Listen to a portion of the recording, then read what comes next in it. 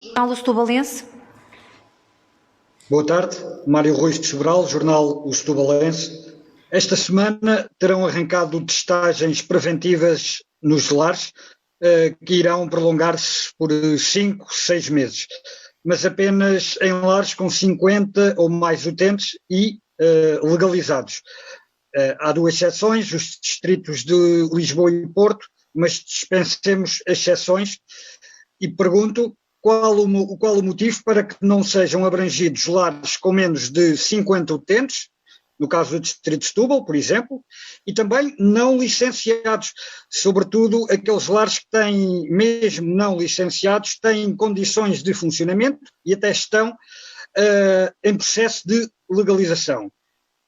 Segunda pergunta, o regresso à escola, às aulas, as urgências pediátricas nos hospitais da região de Setúbal já estão sob pressão. Que medidas estão preparadas ou já implementadas para responder a esta situação? Muito obrigada pelas suas questões. Duas respostas. Não sei se o Sr. Presidente da IRS-LVT depois tem alguma coisa a acrescentar, visto que ainda estamos aqui nas suas áreas de intervenção. Duas notas.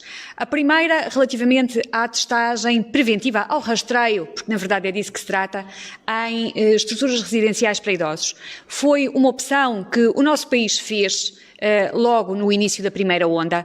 Foi uma opção que teve bastante sucesso e que é agora objeto de algumas recomendações da parte do Centro Europeu de Controlo de Doenças.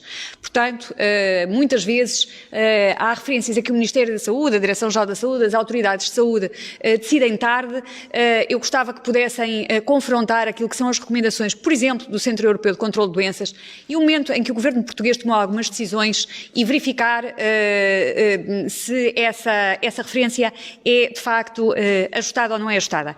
A propósito das estruturas residenciais para idosos, o critério dos 50, do número de 50, é um critério de risco.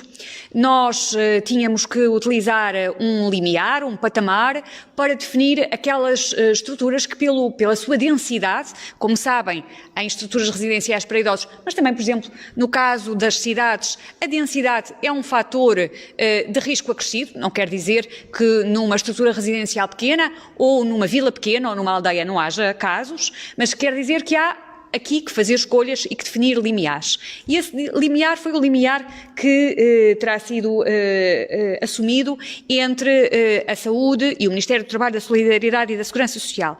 Relativamente às estruturas que, como refere, estarão numa fase prévia do licenciamento. Repare, nós sempre dissemos que apoiamos essas estruturas como quaisquer outras. Eu gostava era que todos percebessem lá em casa que essas estruturas não existem nas bases de dados oficiais. Uma estrutura não licenciada, não temos registro dela, somos nós que a descobrimos. E, portanto, é difícil nós comprometermos a assumir um rastreio em algo que não conhecemos à partida. Quando os casos são identificados e se afiguram cumprir os critérios, naturalmente que há também aplicação do mesmo processo de tratamento. Relativamente ao maior afluxo às urgências hospitalares, concretamente na área da pediatria. Estamos no início de um outono, estamos num regresso à escola, estamos num ano atípico. Eu gostava de recordar, contudo, velhas lições, velhas ideias, mas ainda nem sempre totalmente interiorizadas. Linha de Saúde 24. Por favor, não acorram desnecessariamente aos serviços de urgência. 808 24 24. Muito obrigada. Muito obrigada. Olha, Sr. Doutor.